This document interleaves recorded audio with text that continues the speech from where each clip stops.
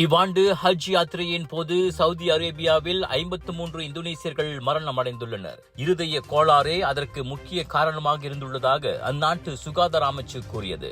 மே 23 வரைக்குமான நிலவரப்படி 19 இறப்புகள் மோசமான இருதய கோளாறு மற்றும் இதய முடக்கத்தால் ஏற்பட்டவை. அவர்களில் பலருக்கு ஏற்கனவே இருதய கோளாறு இருந்துள்ளது.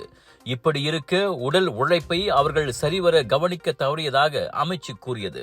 இந்தோனேசியாவிலிருந்து இவ்வாண்டு புறப்பட வேண்டிய 2,03,320 யாத்ரீகர்களில் இதுவரை 1,57,800 பேர் மக்கா புறப்பட்டுள்ளனர்.